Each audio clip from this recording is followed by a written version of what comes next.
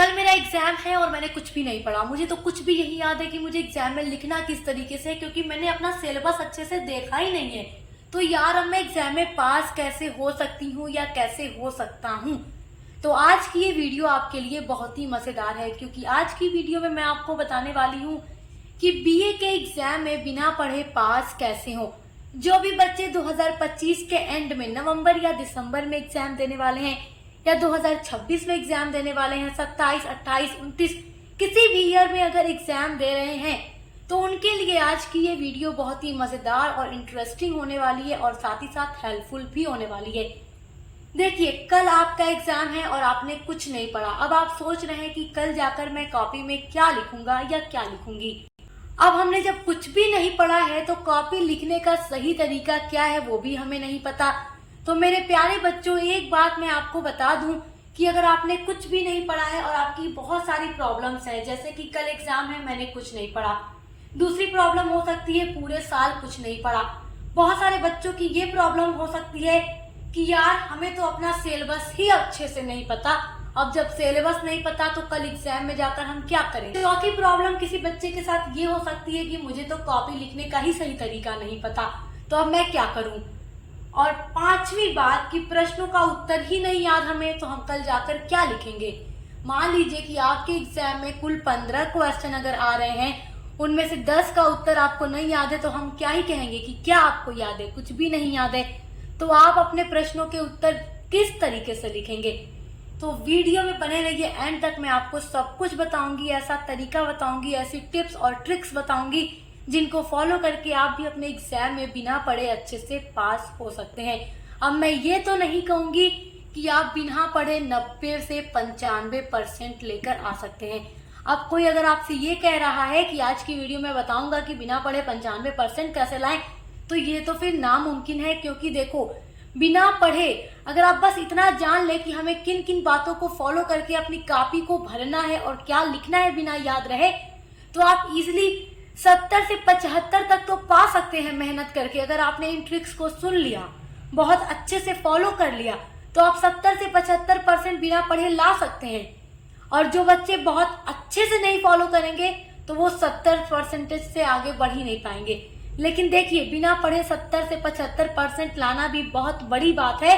अब जिन बच्चों का ख्वाब होता 95% का, तो वो ये वीडियो नहीं देख रहे होते। क्यों? क्योंकि वो पढ़ कर जाएंगे तभी 95% लाएंगे। तो किस तरीके से बिना पढ़े 70 से 75% आप ला सकते हैं, वो कौन कौन सी बातें हैं जो एग्जाम में आपको याद रखनी है, और कौन सी गलतियां हैं जिनको आज से ही आपको करना छोड़ देना है अपने एग्जाम हॉल में बैठ करके कॉपी लिखते टाइम। देखो, एग्जामिनर किन चीजों को देखकर नंबर देता है कॉपी में, वो भी मैं आपको सब कुछ डिटेल में बताऊंगी। प्लस वो कौन कौन सी गलतियां हैं जो आप पूरी कॉपी लिख देते हो, भर देते हो, तो भी नंबर कट जाता और आप पास नहीं हो पाते, आपका बैक लग जाता। तो वो गलतियां क्या है जो आपको नहीं करनी है, तो मैं सब कुछ आपको बताऊंगी। सबसे पहले तो मैं आपको ये बताऊंगी कि एग्जामिनर नंबर किस पॉइंट ऑफ व्यू से देता है, किन चीजों को कॉपी में देखता है, उसके बाद नंबर देता है। इसको बताने के बाद मैं आपको बताऊंगी कि अब कुछ भी प्रश्न आपको नहीं याद है तो उसका उत्तर आपको किस तरीके से लिखना है, मतलब बनाकर किस तरीके से आप लिखेंगे तो आपका नंबर नहीं कटेगा। सबसे पहली बात करते हैं एग्जामिनर कॉपी में क्या क्या चीजें देखेगा और नंबर देगा। तो रूल नंबर 1 कहता है कि ब्लैक और ब्लू पेन का यूज करो। बच्चे कलरफुल पेन लेकर जाते हैं, ग्रीन पेन या फिर रेड पेन, या उसके अलावा भी पर्पल और पता नहीं कौन कौन से कलर्स के पेन आते हैं। बच्चे शाइनिंग वाले पेन को लेकर चले जाते हैं, हेडिंग वगैरह उससे डालते हैं, स्केच पेन ले जाते हैं कलरफुल, उससे हेडिंग डालते हैं। तो माय डियर स्टूडेंट्स, ये गलती आप छोड़ दीजिए। एग्जामिनर ब्लैक और ब्लू पेन जरूर ध्यान देगा। अगर आपने ब्लैक और ब्लू के अलावा कोई कलरफुल पेन यूज किया है तो बस अब आपका नंबर कटना यहीं से शुरू हो जाएगा। तो ये गलती मत कीजिएगा, एग्जामिनर कॉपी में ये चीज जरूर देखेगा। रूल नंबर 2 क्या कहता है कि फर्स्ट पेज में नो काटपीट, मतलब कि फर्स्ट पेज क्या है आपका, first impression is the last impression, ये आपने सुना होगा।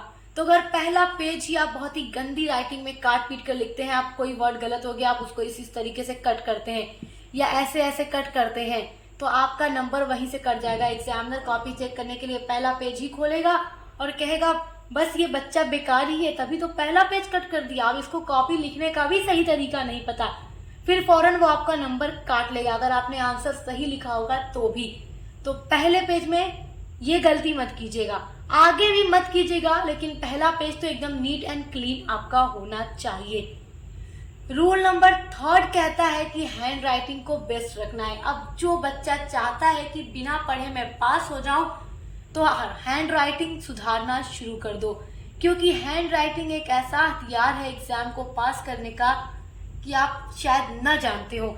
हैंड राइटिंग अगर आपकी अच्छी है तो बस यूं समझिए कि अगर आप 1-2 वर्ड गलत भी लिखते हैं तो भी एग्जामिनर आपका नंबर नहीं काटेगा। क्यों?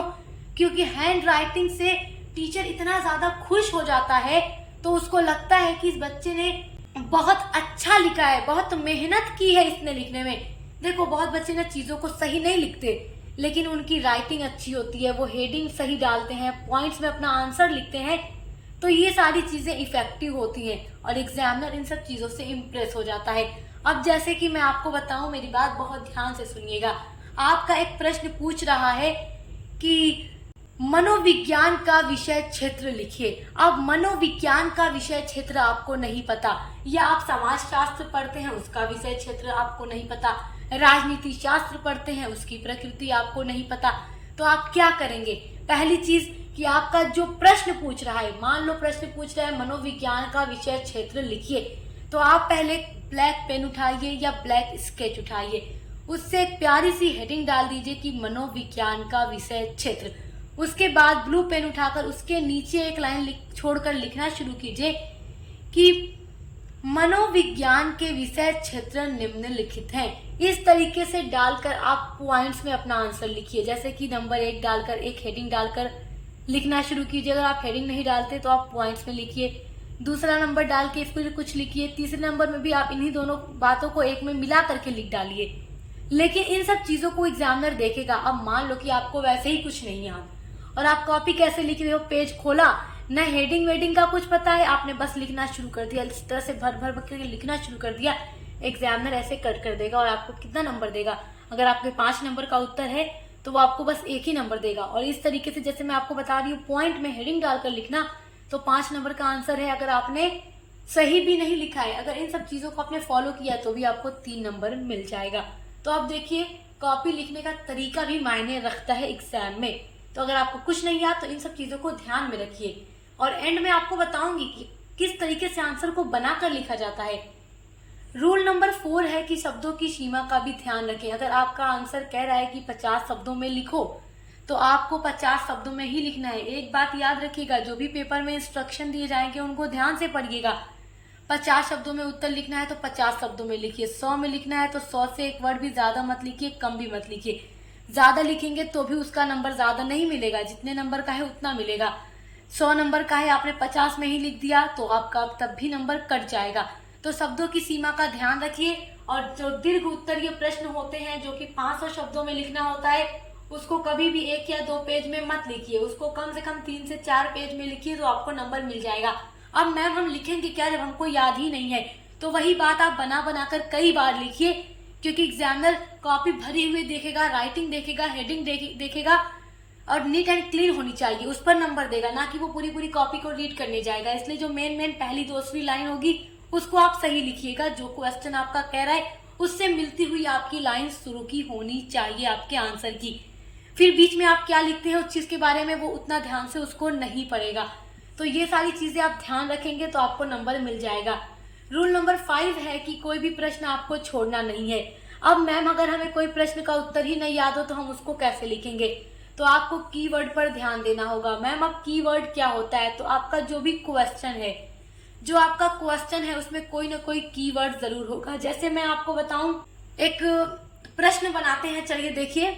प्रश्न आपका है कि समाजशास्त्र का अर्थ, परिभाषा, विशेषता और उसके अन्य सामाजिक विज्ञानों के साथ संबंध का वर्णन कीजिए। तो अब आपको नहीं पता, लेकिन आपको पता चल रहा है इसमें पूछ क्या रहा है, समाज शास्त्र पूछ रहा है। अब समाज शास्त्र तो आप जानते ही हैं क्या है, समाज शास्त्र जानते हैं क्या है, तो समाज शास्त्र हेडिंग डालिए, समाज शास्त्र का अर्थ, और समाज शास्त्र के बारे में थोड़ा बनाकर लिखिए। समाज शास्त्र जो है ये समाज का अध्ययन करने वाला विज्ञान है, ये तो आप जानते ही, क्योंकि समाज का इसमें अध्ययन होता है। इसमें समाज में रहने वाले लोगों के व्यवहार का, उनकी अंतःक्रियाओं का, उनके संबंधों का अध्ययन किया जाता है। इस तरीके से आप कीवर्ड तो पकड़ लिए, कीवर्ड पकड़ लिए, अब इसी चीज को बना करके पॉइंट में लिखते जाइए, लिखते जाइए, लिखते जाइए, अपने अकॉर्डिंग बना करके।